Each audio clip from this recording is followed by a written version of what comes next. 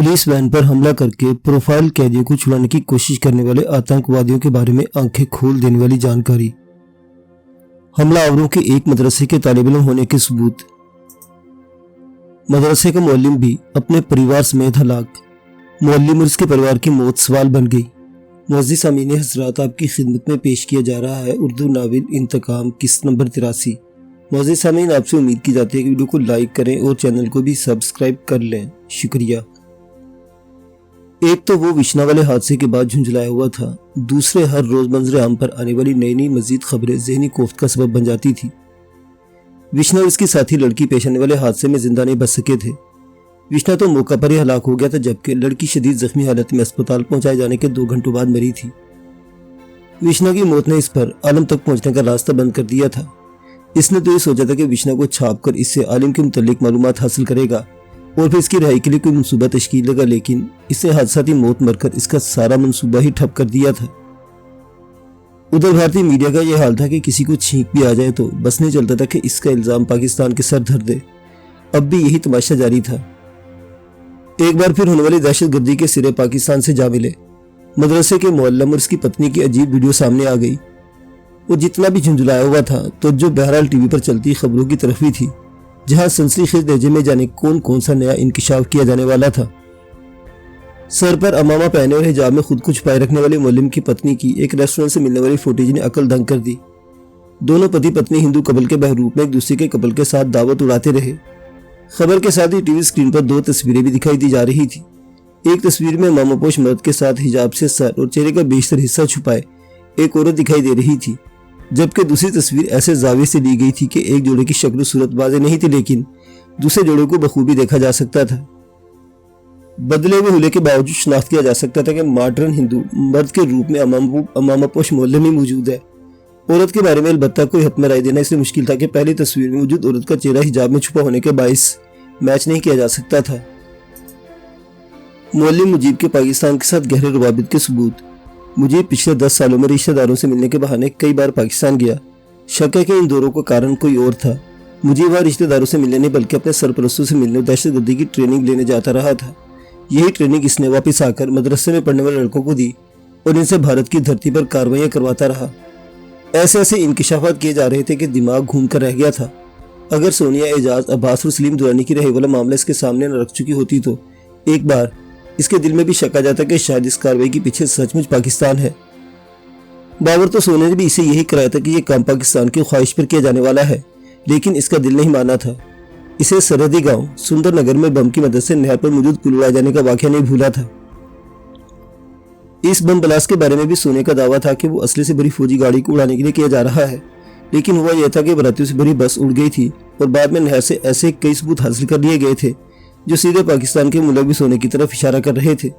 इस वक्त वो नहीं समझा था, लेकिन बाद में हकीकत इसके सामने आ गई थी कि वो सबूत सोने ने जानबूझकर वहां छोड़े थे और वजह सिर्फ एक ही थी, पाकिस्तान पर दहशतगर्दी के इल्जामात आयद करना। इसे आज भी सुंदर नगर में अपनी मेज़बानी का फरीज़ा इंजाम देने वाले सीधे साधे मियाँ बीबी रशीदा राई और मुख्तार बीबी नहीं भूले थे। बम ब्लास्ट वाली रात इत्तेफाक से शहर से गाँव आने वाले रशीदा राई के बेटे यूसुफ को सोनिया ने नहर पर बेदर्दी से कत्ल कर डाला था। वो जब भी ये सोचता था कि इकलौते बेटे की मौत पर आंखों में ढेरों ख्वाब सजाए बैठे रशीदा राई और मुख्तार बीबी पर क्या गुजरी होगी, इसकी रूह कांप जाती थी। लेकिन सोनिया इसके साथी जाने कैसे पत्थरदिल लोग थे कि इंसानों को बर्बाद करके भी इन्हें कुछ नहीं होता था। अब भी तबाही और बर्बादी की एक दास्तान इसके सामने थी और इस वाक़े में भी मुतअद्दिद लोग मारे गए थे। सबसे बड़ी बात यह थी कि एक बार फिर इसके वतन का नाम रुस्वा किया जा रहा था। इस पर ऐसे इल्जामात आयद किए जा रहे थे जो आलमी बरादरी में इसे सर उठाकर खड़ा न होने दे। आलमी सियासत में पाकिस्तान की तन्हाई को बढ़ाने की साजिश दर साजिश थी, जिसमें सोनिया एंड कंपनी से यकीनन उस वक़्त तक शामिल रखती जब तक वो इनके लिए कारामद रहता। पकड़े जाने या मारे जाने की सूरत में पाकिस्तानी दहशतगर्द का ठप्पा इसके लिए मौजूद था। तेरा शुक्र मेरे रब के, किसी तरह भी सही तूने मुझे इन जालिमों के कब्जे से निकाल लिया। मेरे लिए वो असबाब पैदा कर मेरे मालिक के, मैं अपने जैसे मजलूमों की मदद कर सकूं। बहुत कुछ वाज़ेह होने पर भी इसने तहे दिल से अपने रब की हुजूर दुआ की और रिमोट की मदद से टीवी बंद कर दिया। वहाँ इसके वतन के मुतल्लिक जैसी जुबान इस्तेमाल की जा रही थी, इसे बर्दाश्त करना इसके बस से बाहर था। भाई से फिर दोबारा राब्ता हुआ, सो भी आपी। علینا نے اگرچہ پہلے فون اس نیت سے کیا تھا کہ ایک بار پھوپھو کی فیملی کو اپنے سعد اور ابو کی خیریت کی طرف سے مطمئن کرنے کے بعد دوبارہ کوئی رابطہ نہیں کرے گی، لیکن صوبے کی زبانی ماس کی کال سن کر اس کے دل کو بے چینی سے لگ گئی تھی، اور اس بے چینی ہی اسے یہ دوسری کال کروائی تھی۔ نہیں، دوبارہ اس کا فون نہیں آیا۔ اس نے تمہاری دوست انم کے بہانے ایک بار مجھ سے اور ایک بار امی سے بات کی تھی، اس کے بعد کوئی رابطہ نہیں ہے۔ شاید وہ محتاط ہوگا کہ کسی کو شک نہ ہو جائے۔ تمہیں تو معلوم ہی ہے کہ ہمارے سارے نمبرز آبزرویشن پر ہیں، ان حالات میں اس کا زیادہ سے زیادہ احتیاط کرنا ہی بہتر ہے۔ آج ڈاکٹر زومس کے سوا اور کوئی نہیں تھا، اس لیے وہ نسبتاً کھل کر بات کر رہی تھی، لیکن ماز کا نام بہرحال گفتگو میں نہیں آنے دیا تھا۔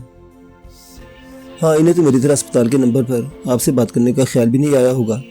علینا اس کا جواب سن کر اداس ہو گئی۔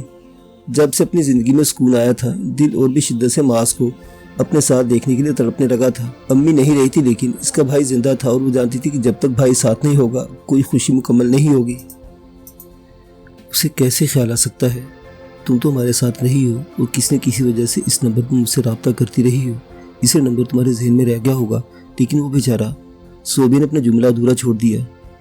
اب کبھی وہ آپ سے رابطہ کرے تو انہیں اس نمبر پر بات کرنے کا اشارہ دے دیجیے گا، تاکہ کچھ تو کھل کر بات ہو اور ہمیں ان کے بارے میں صحیح حالات کا علم ہو سکے۔ علینا نے اسے مشورہ دیا۔ پتہ نہیں یہ نمبر بھی کتنا محفوظ ہے، جس طرح کے حالات دیکھنے پڑے ہیں، اس کے بعد تو اپنے سائے سے بھی ڈر لگنے لگا ہے۔ صوبے کے الفاظ پر علینا کا دل دھک سے رہ گیا۔ لالا عیسیٰ نے پاکستان سے روانہ کرتے ہوئے اسے ہر طرح سے محتاط رہنے کی نصیحت کی تھی، اس کے باوجود اس نے اس نمبر کو محفوظ سمجھتے ہوئے صوبے سے رابطہ کر لیا تھا اور اپنی حرکت کے بارے میں وکی کو بھی کچھ نہیں بتایا تھا۔ اچھا، چھوڑو ان خوفناک باتوں کو اور یہ بتاؤ کہ تم اور باقی سب کیسے ہیں؟ تم نے مجھے کچھ بتایا تو نہیں، لیکن نہ جانے کیوں مجھے ایسا محسوس ہو رہا ہے کہ تمہاری زندگی میں کوئی بہت بڑی تبدیلی وقوع پذیر ہو چکی ہے۔ علینا کی خاموشی کو محسوس کر کس نے خود ہی موضوع گفتگو تبدیل کر دیا اور اس سے اپنا وہ احساس شیئر کیا جو پہلی کال میں بھی اس نے محسوس کیا تھا۔ آپ کا اندازہ بالکل درست ہے آپی، اب میں وہ پہلی والی لڑکی نہیں رہی، میں کسی کی بیوی بن چکی ہوں۔ کیا واقعی؟ علینا کا انکشاف اس کے لیے بہت بڑا جھٹکا تھا۔ اتنی بڑی بات میں مذاق میں تو نہیں کہہ سکتی نا، ویسے بھی زندگی نے ہمارے ساتھ اتنا بڑا مذاق کیا ہے کہ اب خود کسی مذاق کی ہمت نہیں ہوتی۔ وہ اداس ہوئی۔ لیکن ابھی تو تم بہت چھوٹی ہو، تمہاری ایجوکیشن بھی انکمپلیٹ ہے۔ اسے علینا کی اتنی کم عمر میں شادی ہضم نہیں ہو رہی تھی۔ حالات انسان کو وقت سے پہلے بڑا کر دیتے ہیں، میں نے بھی حالات کے تحت اس فیصلے کو قبول کر لیا۔ علینا نے سنجیدگی سے اس کے اعتراضات کا جواب دیا۔ کون ہے وہ، کیسا ہے، تمہیں پسند تو ہے نا، تم خوش ہو اس کے ساتھ؟ صوبے نے ایک ساتھ ہی کئی سوال کر ڈالے۔ وقت آنے پر اس سے آپ کی ملاقات کرواؤں گی، فی الحال تو یہ بتا سکتی ہوں کہ گڈ لکنگ اور کیئرنگ ہے، مجھ سے بہت محبت کرتا ہے، میرے پیاروں کے بارے میں ساتھ مل کر فکر مند رہتا ہے۔ گڈ، یہ تو بہت اچھی بات ہے، سن کر مجھے اطمینان ہوگی کہ تم نے قبل از وقت صحیح لیکن ایک بہترین شخص کو اپنی زندگی کا ساتھی چنا۔ میں نے اسے نہیں چنا، یہ میری خوش قسمتی ہے کہ اس نے مجھے چن لیا۔ علینا نے پوری سچائی سے اعتراف کیا۔ اوہو، اب تو اور بھی زیادہ شدت سے ان مصوب سے ملاقات کی خواہش ہو رہی ہے۔ ہم بھی دیکھیں کہ کون ہے وہ شہزادہ گلفام جسے پا کر ہماری پیاری کزن خود کو خوش قسمت سمجھنے لگی ہے۔ صوبے نے اسے چھیڑا تو اس کے رخسار سرخ پڑ گئے۔ اسی وقت آہٹ پا کر اسے مڑ کر دیکھا۔ وقاص ہاتھ میں ریکٹ پکڑے اندر داخل ہو رہا تھا، اس کے پیچھے ہی ساتھ بھی تھا۔ اس نے اجلت میں صوبے سے کچھ کہے بغیر فون کال منقطع کر دی۔ بڑے ترم خان بن رہے تھے تمہارے شوہر موصوف، وہ تیگنی کا ناچ نچایا کہ میدان چھوڑ کر بھاگانے پر مجبور ہو گئے ہیں جناب۔ ہاتھ میں موجود ریکٹ کو گھماتا سعد اپنی کامیابی پر بہت مسرور تھا۔ اسے نہ تو اس نے علینا کا رسیور رکھنا دیکھا تھا اور نہ ہی اس کی یکدم فق و جانے والی رنگت پر غور کر سکا تھا۔ کس سے بات کر رہی تھی تم؟ وکی نے نہ صرف یہ دونوں باتیں نوٹ کی تھی بلکہ بہت تیزی سے فون سیٹ کے قریب آ کر اسے چیک بھی کرنے لگا تھا۔ او مائی گاڈ، پاکستان، اتنی لمبی کال! اس کی وجہ سے اوپر کی سانس اوپر اور نیچے کی نیچے رہ گئی تھی۔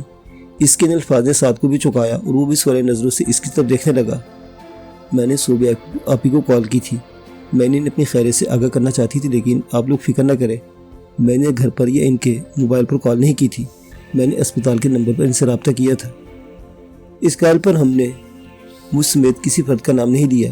اسے خود بھی احساس تھا کہ اس نے ایک ایسا کام کیا ہے جس سے سختی سے منع کیا گیا تھا، اس لیے تیز تیز بولتے اپنی صفائی پیش کرنے کی کوشش کر رہی تھی۔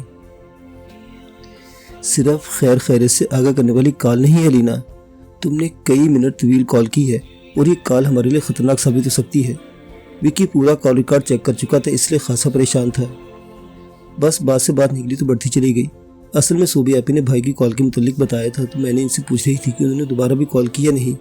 میری خواہش تھی کہ صوبی آپی کے ذریعے انہیں ہم سب کی باخیریت ہونے کی اطلاع مل گئی ہو تاکہ وہ خود اپنی آزادی کے لیے ہاتھ پیر چلا سکے۔ وضاحتیں پیش کرتے ہوئے اسے احساس نہیں تھا کہ وہ کیا کچھ بتاتی چلی جا رہی ہے، لیکن وقاص اس کے الفاظ پر چونک گیا۔ کیا مطلب؟ یعنی یہ تمہارا پاکستان میں پہلا رابطہ نہیں تھا؟ تم اس سے پہلے بھی وہاں کال کر چکی ہو؟ پریشانی میں وقاص کی آواز معمول سے بلند ہو گئی تو وہ سختہ زدہ سے دیکھتی چلی گئی۔ پچھلا کال ریکارڈ صاف کر کے اس نے اپنے جس پہلی غلطی کو چھپا لیا تھا وہ بھی روانی میں عیاں کر بیٹھی تھی۔ آج بھی اس کا ایسا ہی کچھ ارادہ تھا، لیکن ایک تو گفتگو کچھ طویل ہو گئی تھی، دوسرے دونوں اس کے توقعوں کے برخلاف اپنا میچ ختم کر کے جلدی واپس آ گئے تھے۔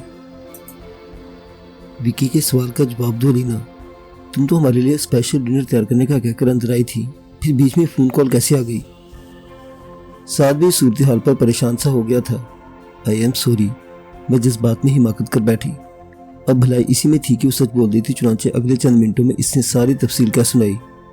یہ تم نے بہت بڑی حماقت کر دی لینا، یہ لالا کا سب سے محفوظ ٹھکانہ تھا جس کا اب تک مجھے بھی علم نہیں تھا۔ انہوں نے یہ ٹھکانہ اس لیے بنایا تھا کہ جب کبھی ریٹائرمنٹ کا موڈ ہوا تو یہاں آ کر ساری دنیا کی نظروں سے اوجھل ہو جائیں گے۔ تم نے اپنی سرکت سے اپنے ساتھ ساتھ ان کا بھی بہت بڑا نقصان کر دیا۔ اس سے اپنا غصہ دبا لیا تھا، لیکن افسوس کا اظہار کیے بغیر نہیں رہ سکا تھا۔ ریلیکس وکی، ضروری تو نہیں ہے کہ کال ٹریس ہو جائے۔ وہاں اسپتال کے نمبر پر دن میں پتہ نہیں کتنی کالز آتی ہوں گی، اس کال پر بھلا کون توجہ دے گا؟ سعد علینا کی حماقت کو کور کرنے کے لیے فی الحال یہی کر سکتا تھا کہ وہ وقاص کو تسلی دے کر ٹھنڈا رکھنے کی کوشش کرے۔ ظاہری طور پر اس کا علینا سے جتنا بھی جھگڑا ہوتا تھا، لیکن حقیقت یہی تھی کہ اسے اپنی چھوٹی بہن بہت عزیز تھی اور اب تو لاشعوری طور پر اسے ماس کے حصے کی محبت بھی دینے کی کوشش کرتا تھا۔ یہ معمولی مسئلہ نہیں ہے سعد کہ میں مفروضات پر مطمئن ہو کر بیٹھ جاؤں۔ لالا نے مجھے خاص طور پر حد سے زیادہ محتاط رہنے کی نصیحت کی تھی، اور لالا کی طرف سے اتنی سختی اور اتنی سخت ہدایت کا مطلب ہے کہ مقابل ہماری سوچ سے بھی زیادہ کایا ہے۔ تم نے دیکھا نہیں تھا کہ انہوں نے ہمیں ملک سے باہر نکالنے کے لیے بھی کتنے داؤ پیچ استعمال کیے تھے؟ مقصد صرف ایک ہی تھا کہ ڈھونڈنے والے ہمارے نقش پا کو دیکھتے ہوئے یہاں تک نہ چلے آئے، اور اب وہ ساری محنت ضائع ہو چکی ہے۔ وہ اپنا سر دونوں ہاتھوں میں تھام کر بیٹھ گیا۔ I am sorry, really sorry, مجھے اندازہ نہیں تھا کہ میں اتنی بڑی حماقت کر رہی ہوں۔ وقاص کے تاثرات نے اس کی شرمندگی میں خوف کو بھی شامل کر دیا اور وہ پوری شدت سے رونے لگی۔ جو ہونا تھا وہ تو ہو گیا، اب سوچنا ہے کہ آگے کیا کریں۔ علینا کے برابر میں بیٹھ کر اس کے شانے پر تسلی دینے والے انداز میں بازو پھیلاتے ہوئے سعد وقاص سے مخاطب ہوا۔ لالا سے بات کرنی پڑے گی، میرا نہیں خیال کہ یہ ٹھکانہ ہمارے لیے محفوظ رہ گیا ہے، ہمیں یہاں سے کہیں اور شفٹ ہونا پڑے گا۔ اس کی فکر مندی ختم نہیں ہو رہی تھی، وجہ صرف ایک تھی کہ جن لوگوں سے لالا عیسیٰ اس قدر محتاط تھا، ان کی خطرناکی میں کوئی کلام نہیں ہو سکتا تھا۔ کاش تم مجھ سے بات کر کے یہ کال کرتی تو میں کسی محفوظ ذریعے سے تمہیں بات کروا دیتا۔ پریشانی میں وہ علینا کو ٹوکے بغیر نہیں رہ سکا۔ اب تو غلطی ہو گئی یار، اپنی ناسمجھی کی وجہ سے بیچاری نادانستگی میں یہ سب کچھ کر بیٹھی۔ اب تم اسے کچھ نہ کہو، ورنہ ایسے ہی رو رو کے اپنی جان بنا لے گی۔ سعد کو اس وقت ہر صورت میں بہن کو سپورٹ کرنا تھا اور وہ کر رہا تھا۔ میں کون سا اس پر چیخ چلا رہا ہوں، میں تو بس اپنے افسوس کا اظہار کر رہا ہوں۔ وہ تھوڑا سا جھنجھلا کر بولا، لیکن جو ہی نظریں علینا کے رونے کی وجہ سے گلابی ہو جانے والی آنکھوں پر پڑی وہ ٹھنڈا پڑ گیا۔ میں سنبھال لوں گا سب، تم منہ ہاتھ دھو کر پلیٹ درست کرو، کچن دیکھو، انکل مغرب پڑھ کر اپنے کمرے سے باہر نکلنے ہی والے ہوں گے۔ تمہاری روتی ہوئی صورت دیکھیں گے تو پریشان ہو جائیں گے۔ نرم لہجے میں اس سے مخاطب ہو کر وہ اسے تو پرسکون کر رہا تھا، لیکن خود جیسے انگاروں پر کھڑا تھا۔ فیصل نے سجل کے ساتھ بہت برا سلوک کیا ہے، پہلے ہی سر پر لگنے والی چوٹ کی وجہ سے اس کی حالت ٹھیک نہیں تھی۔ اب اس نئی مار پیٹ کے بعد وہ بالکل ہی نڈھال ہو کر رہ گئی ہے۔ میں اسے چیک اپ کے لیے اسپتال لے جانا چاہتی تھی، لیکن اس کی بھی فیصل نے اجازت نہیں دی۔ آپ اسے سمجھائے کہ ویسا نہ کرے۔ سجل کی ابتر حالت کی وجہ سے پھر دوست بہت اپسیٹ تھی، اس لیے نہ چاہتے ہوئے بھی اس وقت جلیل سے مدد کی خواستگار ہوئی تھی۔ میں کیا کہہ سکتا ہوں بھائی، سجل اس کی بیوی ہے اور وہ اپنی بیوی پر کوئی بھی پابندی عائد کرنے کے لیے آزاد ہے۔ موبائل کی سکرین پر سے نظریں ہٹائے بغیر جلیل نے اس کی بات کا بے نیازی سے جواب دیا۔ پلیز جلیل، وہ بالکل بھی ٹھیک نہیں ہے، مجھے ڈر ہے کہ سر پر لگنے والی چوٹ کی کوئی سیریس پرابلم نہ بن جائے۔ آپ یقین کریں، اسے چیک اپ کے لیے اسپتال لے جانا بہت ضروری ہے۔ اس کی بے نیازی کے باوجود پھر دوست اپنے موقف سے پیچھے نہیں ہٹی اور مزید اصرار کیا۔ تو تم ہو نا ڈاکٹر، تم علاج کر دو اس کا۔ وہ اب بھی وہی عالم تھا، میں جو کر سکتی ہوں کر رہی ہوں، लेकिन इससे फ़ायदा नहीं हो रहा। इसे किसी अच्छे न्यूरोलॉजिस्ट और CT स्कैन वगैरह की ज़रूरत है और इस सब के लिए अस्पताल ले जाना ज़रूरी है। इसे शकील भाई के अलावा मुश्किल इसे किसी की बात समझ आती है और इन दिनों तो इसका मूड भी बहुत ख़राब है। ऐसे में इससे कोई बात करूँगा तो मेरी बात खाली जाएगी और ये मुझे बिल्कुल अच्छा नहीं लगेगा। जलील ने एक बार फिर पहलू तही की। मूड की भी आपने खूब कही। शादी को जुम्मा 8 दिन हुए नहीं और लाट साहब चले हैं बीवी के इसके बाप की जायदाद में से हिस्सा मांगने। वही इसका हिस्सा है, वो जब चाहे ले ले या ना ले। फैसल कौन होता है इसका मुतालबा करने वाला? एक तो बेशर्मी से मुतालबा किया और ना मानने पर बीवी की ठुकाई भी लगा दी। कौन सा गैरतमंद मर्द ऐसी गिरी हरकत करता है भला? सारे हंगामे की वजूहात इसके सामने आ चुकी थी, इसलिए फैसल के इसके दिल में खासी बदगुमानी थी। इसने सजल के साथ इनकार की वजह से इस पर हाथ नहीं उठाया था। हाथ उठाने की वजह इसकी तरफ से तलाक का मुतालबा बना। कोई गयूर मर्द ऐसे मुतालबे को बर्दाश्त नहीं कर सकता। इसने अपने भाई की हिमायत की। इसमें गैरत की बात कहाँ से आ गई? सजल जानती है कि फैसल सवेरा को पसंद करता है और इसकी फैसल से शादी महज एक मजबूरी है। ऐसे में अगर इसने कह दिया है कि मामले निमटने के बाद वो ये मजबूरी का रिश्ता ख़त्म करके पाकिस्तान चले जाएगी ताकि फैसल सवेरा से दोबारा रिश्ता जोड़ने के लिए आज़ाद हो, तो इसमें गलत क्या है? अच्छा ही है ना कि फैसल को एक बार फिर अपनी पसंद हासिल करने का मौका मिल जाएगा। वो इन्हीं हालात का मस्बत रुख दिखा रही थी। गलत यह कि औरत की तरफ से तलाक मांगी जा रही है और तलाक वही औरत मांगती है जो पीछे कोई यार छोड़कर आई हो। खुदा के गजब से डरे जलील, आप इस मासूम और तन्हा लड़की पर बहुतान लगा रहे हैं। आपको मालूम नहीं है कि इसने चंद माह पहले ही बेवगी का गम सहा है और इस गम के हाथों इतनी ढाल थी कि चाचा साई ने इसके दिल बहलाने के लिए से यहाँ भिजवा दिया। ऐसे में भला कौन सा आशिक पीछे छोड़कर आई होगी? इसे सजल पर लगाया जाने वाला इल्ज़ाम बहुत बुरा लगा। जो औरत अपने मुंह से तलाक का मुतालबा करे, इसके बारे में ऐसे ही गुमान किए जाते हैं। जलील पूरी रिटाई से अपने मौक़े पर कायम था। सजल ने मुतालबा सिर्फ इसलिए किया है कि फैसल सवेरा को पसंद करता है। इन हालात में सारी ज़िंदगी कंप्रोमाइज़ करते रहने से भी यही बेहतर है कि दोनों अपने रास्ते अलग कर लें। इसने एक बार फिर सजल के हक में दलील दी। हमें तो नहीं सूझी ऐसी समझदारी। हालांकि हमारी बीवी का आशिक तो शादी के बाद भी इसके पीछे आया करता था। जलील की हमेशा से आदत थी, जब वो इसके दलाल के आगे ठहर नहीं पाता था तो तंज़ो तज़हीक पर उतर आता था। आप भूल क्यों नहीं जाते इस बात को? वो पुरएतमाद और पढ़ी लिखी औरत इस जिक्र पर हमेशा हार जाती थी। भूल तो जाऊं अगर ये यकीन हो कि तुमने इसे भुला दिया है। जलील के लहजे में अजीब सी तपश थी। क्यों खामखाज फजूल के वाहमों में मुब्तला होकर खुद को अजियत देते हैं? मेरे लिए आप और मेरी बच्चियां ही सब कुछ हैं। वो बेबसी से इस बात की यकीन दहानी करवाने लगी जिसे खुद भी जानता था लेकिन कभी मानने के लिए नहीं तैयार था। बच्चियां, जलील ने अपनी मुठियां भींची। बस यही जंजीर तो पड़ गई थी मेरे पैरों में कि मैं तुम जैसी औरत से अपनी जान नहीं छुड़ा सका। प्लीज़ बंद कर दें ऐसी बातें। आप जानते कि मैं बद किरदार नहीं हूँ। इस बार फिरदौस का ज़ब्त भी जवाब दे गया और वो बुलंद आवाज़ में चीखी, आवाज़ नीचे रखो वरना तुम जानते हो मैं फैसली का भाई हूँ। इसने फिरदौस के जबड़ों को उंगलियों और बूटे की मदद से बुरी तरह भींचने से धमकी दी तो वो महज एक सिसकारी लेकर रह गई। बज़ाहिर आज़ाद और खुद मुख्तार औरत होकर भी वो खुद को इस ज़हनी और जिस्मानी तशद्दुद से कभी महफूज नहीं रख सकी थी। वो जले पैर की बिल्ली की तरह कमरे में इधर से उधर चक्कर लगा रहा था। शाहिदा से होने वाली ताज़ा टेलीफोन गुफ्तगू के बाद इसकी हालत हो गई थी। शाहिदा ने इसे बताया था कि फैसल ने सजल को क्यों और किस कदर तशद्दुद का निशाना बनाया था और अब वो अमलन अपने ससुराल में कैदी की हैसियत इख्तियार कर गई थी। शाहिदा के मुताबिक डॉक्टर फिरदौस की कोशिशों के बावजूद इसे अस्पताल तक जाने की इजाज़त नहीं दी जा रही थी। हालांकि इसकी तबीयत बिल्कुल ठीक नहीं थी और जाहिर है ये सारी खबरें सुनकर वो गुस्से से खोल रहा था। मैं सजल को इस दरिंदे के रहम करम पर नहीं छोड़ सकता। हमें इसे वहां से निकालना होगा।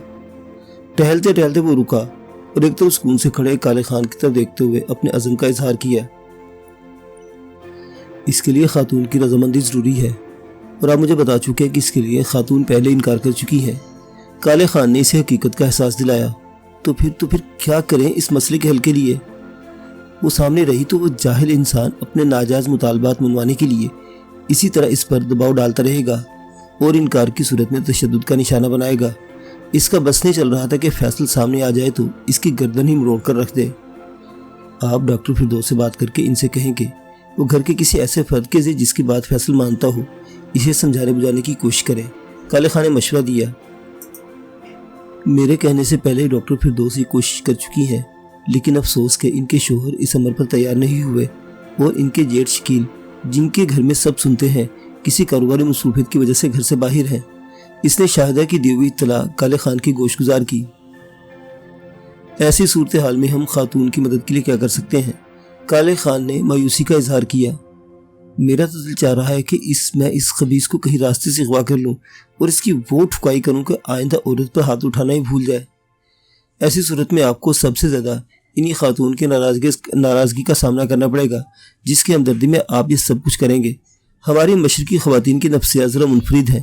شادی ہو جانے کے بعد ان کے لیے اپنا پتی ہی سب کچھ ہوتا ہے، اور محبوب بیچارہ کتنے مخلص ہو، اسے فوراً سائیڈ لائن کر دیتی ہیں۔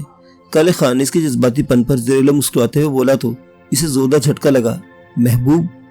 بے حد حیرت سے اس نے اس لفظ کو دہرایا۔ تو پھر اور کیا؟ آخر کس ناطے آپ خاتون کے لیے اس قدر پریشان ہیں؟ وہ تو بس میں دوستی کے ناطے، وہ میرے بہترین دوست کی بہن ہے، اس لیے۔ اس نے گڑبڑا کر صفائی پیش کرنے کی کوشش کی۔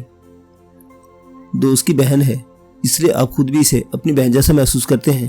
کالے خان نے گویا اس کا جملہ مکمل کیا، لیکن آنکھوں میں واضح شرارت تھی۔ میں نے ایسا کب کہا؟ ضروری تو نہیں کہ دنیا کے ہر انسان سے ہمارا کوئی نہ کوئی رشتہ ضرور ہو۔ وہ جھنجھلا سا گیا۔ بغیر رشتے کے کوئی کسی کے لیے اتنا پریشان نہیں ہوتا۔ آپ یہ کہہ سکتے کہ رشتہ ہے، لیکن آپ اس رشتے کو کوئی نام دیتے ہوئے شرماتے ہیں۔ وہ رشتہ جسے کوئی نام نہ دیا جا سکے در حقیقت دنیا کا مضبوط ترین رشتہ ہوتا ہے۔ یہ بات آپ جناب اتنے یقین سے کیسے کہہ سکتے ہیں؟ آخر کو پرانا تجربہ ہے بے نام رشتے نبھانے کا۔ وہ کالے خان پر اپنا حال دل عیاں ہو جانے پر کچھ اس طرح زیچ ہو گیا تھا کہ بے ساختہ اسے وہ بات جتانے بیٹھا جسے جتانے کا کبھی سوچا تک نہیں تھا۔ کالے خان اس کی بات سن کر یوں سفید پڑ گیا جیسے اس کے بدن میں لہو کی ایک بوند بھی باقی نہ رہی ہو۔ اس کی حالت دیکھ کر معاذ شرمندہ ہو گیا۔ آئی ایم سوری، میں یہ سب نہیں کہنا چاہتا تھا، بس سجل پر حرف آتے دیکھ کر بے ساختہ ہی میری زبان پھسل گئی۔ اصل میں میری جب سے سجل سے پہلی ملاقات ہوئی وہ تب بھی شادی شدہ تھی اور اپنے شوہر معظم کے ساتھ ہنسی خوشی زندگی گزار رہی تھی۔ درمیان میں میرا ان لوگوں سے رابطہ نہیں رہا، اس لیے مجھے اس کی زندگی میں آنے والی تبدیلیوں کا علم نہیں ہو سکا۔ اب دوبارہ ملاقات ہوئی تو پتہ چلا کہ وہ فیصل کی بیوی بن چکی ہے۔ ایسے میں سوچا جا سکتا ہے اس کی زندگی میں میری کوئی گنجائش کیسے نکل سکتی ہے۔ وہ تو مجھے ڈھنگ سے جانتی بھی نہیں۔ وہ صفائی پر صفائی پیش کر رہا تھا، لیکن کالے خان دھلے ہوئے لٹھے جیسا چہرہ لے یوں ہی ساکت کھڑا تھا۔ آئی ایم سوری کالے خان، بس یوں سمجھو کہ کوئی بات ہوئی نہیں، آئندہ کبھی میں اس بات کو زبان پر نہیں لاؤں گا۔ اس سے یوں لگ رہا تھا کہ جیسے اس نے کسی مقدس راز کو افشا کر کے اس کے تقدس کو پامال کر دیا، اس لیے مسلسل معذرت طلب کر رہا تھا۔ ریلیکس ہو جاؤ میرے دوست، تمہارے دل کا راز ہمیشہ میرے دل میں دفن رہے گا۔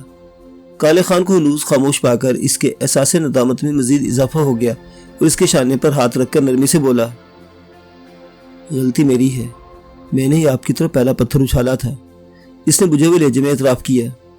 میں نے تم سے کوئی بدلہ نہیں لیا یار، بس سیلف ڈیفینس سمجھ لو۔ میں نہیں چاہتا کہ اس کے نام پر کوئی حرف آئے۔ اس نے ایک بار پھر وضاحت دی۔ ہر سچی محبت کرنے والے کی یہی سوچ ہوتی ہے۔ میں بھی اس کے وجود پر اپنے نام کی سیاہی نہیں دیکھنا چاہتا۔ وہ ایسی ہے کہ آسمانوں کو چھو لینا ہی اسے سجتا ہے۔ میری جانب آنے کے لیے اسے زمین کی پستیوں کا سفر کرنا پڑے گا، اس لیے میں اس سے دور رہتا ہوں، پر وہ میری جانب ایسے لپکتے جیسے کشش شکل ہر زمینی شے کو واپس زمین کی طرف کھینچتی ہے۔ کالے خان کھوئے کھوئے لہجے میں بولا، محبوب ہمیشہ خود سے بلندی دکھائی دیتا ہے، لیکن تم تو خوش قسمت ہو کہ جسے چاہتے ہو وہ تم سے بڑھ کر تمہاری محبت کا دم بھرتی ہے۔ ہر عام آدمی کی طرح وہ بھی رشک میں مبتلا تھا کہ رادھا جیسی حسین و جمیل لڑکی جس کی ایک ایک ادا پر لاکھوں دلوں کی دھڑکن منتشر ہو جاتی تھی، دولت و شہرت جس کے گھر کی باندھی بنی بیٹھی تھی، بڑے بڑے ساہوکار جس کے ایک اشارے کے منتظر رہتے تھے، دل کی بازی ہاری تھی تو ایک ایسے شخص کے آگے جو بہت معمولی شخصیت کا مالک تھا۔ دھن دولت، حسن، تعلیم، حیثیت کچھ بھی تو نہیں تھی اس کے پاس، پھر بھی کالے خان رادھا دیوی کے دل پر راج کرنے کا اعزاز رکھتا تھا۔ وہ جتنا بھی دم بھر لے، اس کی محبت میری محبت سے جیت نہیں سکتی۔ اگر میں اسے اس سے بڑھ کرنا چاہتا ہوتا تو آج وہ میری بیوی ہوتی۔ کالے خان کا موڈ بدل چکا تھا اور اب وہ خود اس موضوع پر بات کر رہا تھا جسے چھیڑ کر معاذ شرمندہ ہو گیا تھا۔ ہیں یہ کیا بات ہوئی؟ لوگ شادی کو محبت کی تکمیل سمجھتے ہیں اور تم درمیان میں ظالم سماج نہ ہونے کے باوجود شادی نہ کر کے محبت نبھانے کے دعوے دار ہو۔ اس نے حیرت کا اظہار کیا۔ محبت خود غرضی نہیں سکھاتی۔ میں جانتا ہوں کہ مجھ سے شادی کر کے وہ زیادہ عرصہ خوش نہیں رہ سکے گی۔ فلم اس کا جنون ہے اور شادی فلمی ہیروین کی کیریئر کو ختم کر دیتی ہے۔ پھر ہماری دنیا کے لوگ ہیں، آپ خود ہی بتائیں کہ क्या मुझसे शादी करके अपने मदाहों के सामने तमाशा नहीं बन जाएगी? मीडिया वैसे हर वक्त फिल्म स्टार के पीछे पड़ा रहता है। लोग हमारी शादी की सूरत में इतनी बातें बनाएंगे और ऐसे ऐसे लतीफ़े घड़ेंगे कि वो डिप्रेशन में चली जाएगी। यकीनन राधा की खातिर उस मौजू पर सोचता रहा था, इसलिए इसके पास गुरेज की बहुत सी वजूहात थी। जो मोहब्बत करते हैं इनके लिए अपने महबूब के सिवा हर शय सानवी हैसियत इख्तियार कर लेती है। हो सकता है कि तुम्हारा हर खौफ आने वाले वक्त में गलत साबित हो और तुम दोनों एक दूसरे के साथ बहुत अच्छी जिंदगी गुजारो। मैंने कहा ना कि मैं इसे बहुत अच्छी तरह जानता हूँ। वो खुद भी अपने आप से इतनी वाकिफ नहीं होगी जितना मैं इसका मिजाज आशना हूँ। अभी वो दावा करते हैं कि मुझसे बढ़कर इसे कोई अजीज नहीं, लेकिन मैं जानता हूँ कि इसे इस फिल्म इंडस्ट्री से बढ़कर कुछ भी अजीज नहीं। फिल्मों के जुनून में इसने अपने खून के रिश्तों तक को छोड़ दिया था। इसने राधा देवी के मुतल्लिक ऐसा इंकिशाफ किया जिसे सुनकर माज चौंक गया। क्या वाकई मुझे क्या जरूरत पड़ी है कि इसके मुतल्लिक झूठ बोलूं? काले खान ने बुरा मुंह बनाया। तुम्हारा इससे क्या रिश्ता है? मेरा मतलब है कि तुम इसे कब से और कैसे जानते हो? मुझे तो लगता है कि जब से होश संभाला है इसके सिवा किसी को जानता ही नहीं हूँ। मेरे लिए वो सिर्फ एक फर्द नहीं, पूरी कायनात है। किसी के पास बहुत सारे रिश्ते हों तो इसका प्यार इन रिश्तों में तकसीम हो जाता है। मेरे पास सिर्फ राधा थी, सो मेरे पास मौजूद प्यार का सारा खजाना सिर्फ राधा के लिए है। वो बड़े जज्ब से कह रहा था। इस वक्त इसके चेहरे पर कुछ ऐसे तासुरात थे कि आम से नुकूच और स्याह रंगत के बावजूद वो खूबसूरत लगने लगा था। इसके चेहरे पर एक अजीब सी कशिश पैदा हो गई थी। कुछ बताओ ना अपने और राधा देवी के माजी के बारे में। तजस्सुस ने वक्ती तौर पर इसे सजल का मसला भुला दिया था। मेरे माजी में अगर कुछ अच्छा है तो वो सिर्फ राधा का मेरी जिंदगी में आना है। मैं नहीं जानता कि मेरे माँ बाप कौन थे। आँख खोलते मैंने खुद को आश्रम में पाया। 3 साल का था तो वहाँ से एक मुसलमान जोड़ा मुझे गोद ले गया। 4 साल मैं इनके साथ रहा। दोनों मियाँ भी मेरा बड़ा ख्याल रखते थे। वहीं मैंने उर्दू बोलना और कुरान पढ़ना सीखा। इस घर में मुझे कोई परेशानी थी तो उस बूढ़ी औरत के रवैये से, जिसे मुझे दादी कहना सिखाया गया था, लेकिन वो मेरी जुबान से लफ्ज़ सुनकर आग बगोला हो जाती थी। बचपन की वो तकलीफ याद करके इसके चेहरे पर अब भी दुख उतर आया था। दादी को अपने आला नस्ब का बहुत घुमंड था और वो अक्सर अपने बहू बेटे पर गुस्सा हो जाती थी कि वो यतीम खाने से जाने किस चूड़ी चुमार की औलाद को इनके घर ले आए हैं। पहले वो इसकी बातों में एक कान से सुनकर दूसरे कान से निकाल देते थे, लेकिन जब इन पर ऊपर वाले का करम हुआ तो सुनी गोद भर गई तो दादी की बातों पर कान धरने लगे। आखिर एक दिन दोबारा मुझे इसी आश्रम में वापस भिजवा दिया गया। मैं जो 4 साल तक अच्छी जिंदगी गुजार चुका था, दोबारा वहाँ की जिंदगी से समझौता नहीं कर सका और एक दिन वहाँ से भाग निकला। वहाँ से निकला तो दुनिया ने ठोकरों पर रख लिया। चंद माह के इस अरसे में मैंने इतना जिस्मानी और जिनसी तशद्दुद सहा के करीबुल मर्ग हो गया। ऐसे में राधा के बाप के दिल में जाने क्या आया कि वो मुझे अपने साथ अपने घर ले आया। घर भी क्या, बस एक होली थी जिसमें वो अपनी पत्नी के साथ रहता था और गुजर बसर के लिए टायर पंक्चर की दुकान डाल रखी थी। मुझे भी इसे अपने साथ काम पर लगा लिया। मार पीट और गाली गलौज से मेरी यहाँ भी जान नहीं छूटी थी, लेकिन सर पर छत और पेट भरने को रोटी का आसरा हो गया था। जिनसी दरिंदगी से निजात मिल गई थी, इसलिए मैंने आश्रम की तरह वहाँ से भागने की कोशिश नहीं की और सब्र शुक्र से वहाँ रहने लगा। अपने सब्र शुक्र के नाम में मुझे राधा मिल गई। राधा की माता इसको जन्म देने के बाद बीमार रहने लगी थी, इसलिए राधा को संभालने की जिम्मेदारी मुझ पर आ पड़ी। चौधरी के चांद जैसी इस गुड़िया को मैंने बहुत प्यार से संभाला। इसका इतना ख्याल रखा कि मेरे होते हुए से कांटा चुभने की भी तकलीफ नहीं सहनी पड़ी। जवाब में वो भी मुझे अपने माता पिता से बढ़कर चाहने लगी। इसके लिए सारा संसार एक तरफ था और मैं एक तरफ। मेरे आगे वो किसी को कुछ मानती ही नहीं थी। माजी के इन दिनों को याद करते उसके होंठों पर बड़ी खूबसूरत मुस्कुराहट तैरने लगी थी। मुआज दम्बा खुद सा इसे देखता रहा। मोहब्बत एक आम से इंसान को भी कितना खूबसूरत और पुरकशिश बना देती है, इस चीज़ का मुशाहिदा वो काले खान को देखकर कर रहा था। राधा को शुरू से फिल्में देखने का शौक था। मुझे जो भी थोड़े बहुत पैसे कमाने का मौका मिलता वो राधा का शौक पूरा करने पर लगा देता। फिल्म देखकर आने के बाद वो घंटों इसी के सैर में डूबी रहती थी। कभी नाचती गाती तो कभी अपनी माता की साड़ी लपेट कर हुरैन की तरह डायलॉग बोलती। मैं छोटी सी राधा की इतनी पावरफुल एक्टिंग देखकर दंग रह जाता। आखिर एक दिन राधा ने मेरे सामने ऐलान कर दिया कि इसे फिल्मी हीरोइन बनना है। मैं इसकी ज़िद्दी तबीयत से अच्छी तरह वाकिफ था, इसलिए इस बात को बचपन का शौक समझकर टालने के बजाय आने वाले वक्त की तैयारी में मसरूफ हो गया। अब वो माजी के उस हिस्से को याद कर रहा था जिसमें यकीनन इसके लिए बहुत सख्ती थी। फिल्म इंडस्ट्री में राधा को धक्कों से बचाने के लिए मैं खुद वहाँ के धक्के खाने लगा। सफाई वाला, चाय वाला, स्पॉट बॉय, जिस हैसियत मुझे मौका मिला मैं इस इंडस्ट्री में घुसता चला गया। राधा का बाप कामकाज छोड़कर इस नए शो के पीछे भागने पर मुझे सख्त खफा होता। कई बार मैं इसके हाथों पीटा भी, लेकिन राधा की राह के कांटे चुनने के जुनून में हिम्मत हारने नहीं दी। राधा को 16वां साल लगने तक मैं किसी न किसी तरह एक बड़े मेकअप आर्टिस्ट का असिस्टेंट बनने में कामयाब हो चुका था और इस चक्कर में रहता था कि किसी तरह से राधा की सिफारिश करने पर तैयार कर सकूं। उन दिनों राधा भी बड़ी एक्साइटेड रहती थी। इसकी हर चिट्ठी मुझसे ये सवाल होता था कि मैं इसे कब बम्बई बुला रहा हूँ। उन दिनों बम्बई कहलाता था ना। इसे यूं आवाज की तरफ देखते वजाहत की जैसे इसके इल्म में इजाफा कर रहा हो। यानी तुम मुंबई शिफ्ट हो गए थे? होना ही था, फिल्म वालों का फ्यूचर तो वही है ना। वो सादगी से मुस्कुराया। फिर क्या हुआ? माज ने इससे इस्तफसार किया। फिर राधा की माँ मर गई है। माँ सुनकर चौंका। रोगी तो थी, बस मरने में बहुत साल लगा दिए। वो मरी तो पता चला कि इसका बीमार वजूद भी बड़ी नेमत था। इसके मरते ही राधा के पिता को दूसरी पत्नी लाने की चाह चढ़ गई, पर इस काम से पहले वो राधा से जान छुड़ाना चाहता था। इधर उधर क्या सुनकर इसने रिश्ता भी ढूंढ लिया। बड़ी उम्र का पर जरा पैसे वाला आदमी था, जो राधा का हुस्न देखकर इसके बाप की शर्तें मानने को भी तैयार हो गया था। लेकिन राधा कैसे मान जाती? वो कुछ सोचते सोचते कदरे बुलंद आवाज में हंस पड़ा। इसने मुझे तार डाला और खुद कपड़ों की गठरी बांधकर ट्रेन में बैठकर मुंबई के लिए रवाना हो गई। पीछे बड़ा हंगामा हुआ, लेकिन हम तो इंसानों के समंदर में गुम हो चुके थे। फिर राधा के मुंबई में कदम रखते ही किस्मत की देवी भी जाग गई।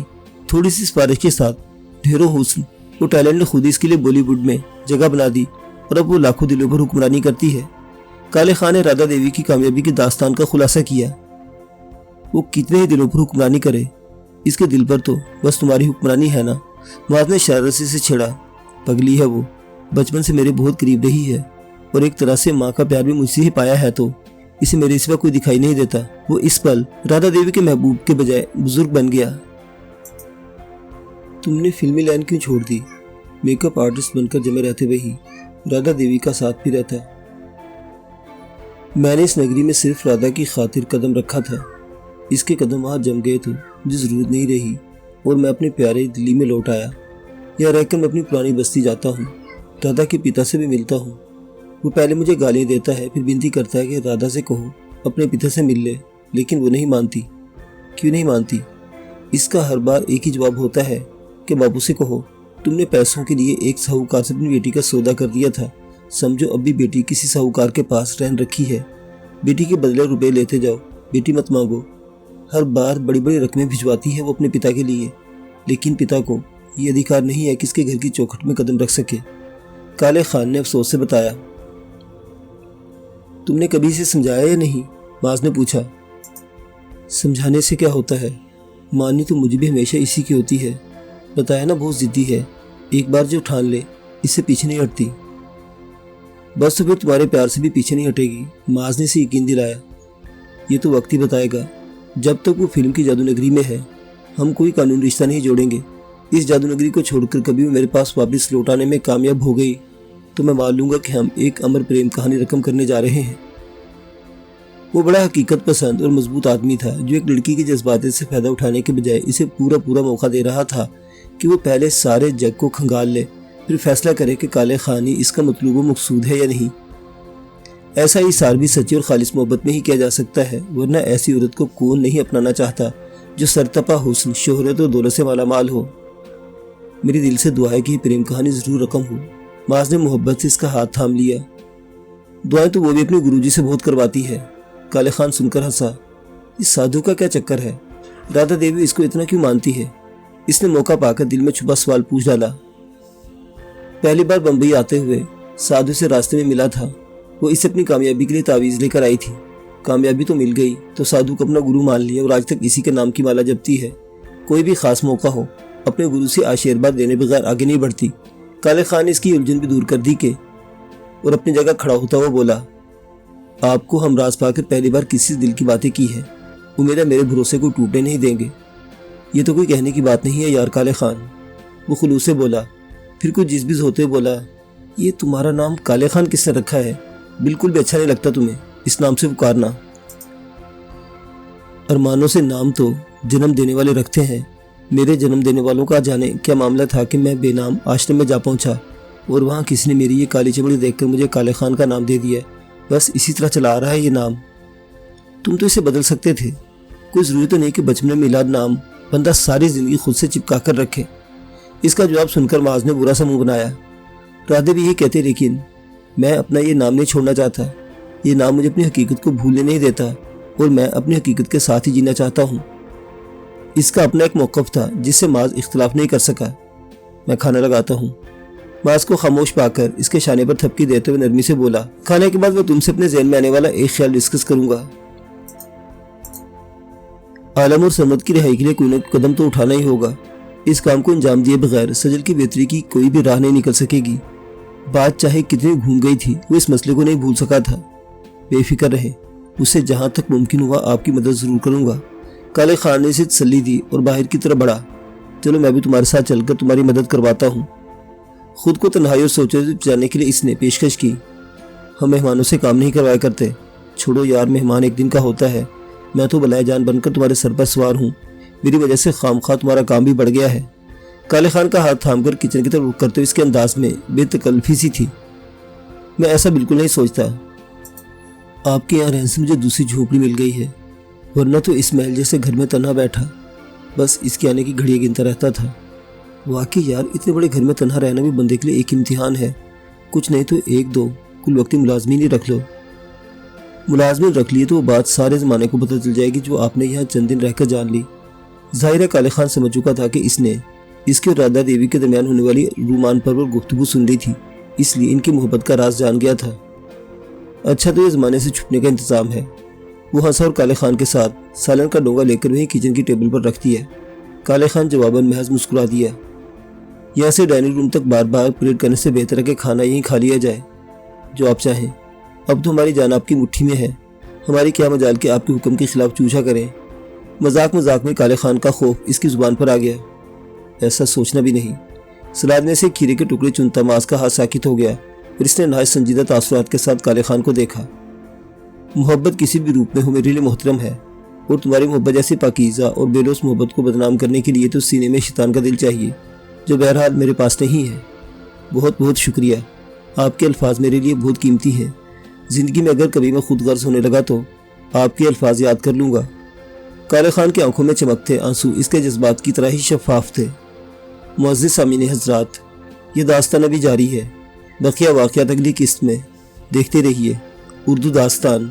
اللہ حافظ۔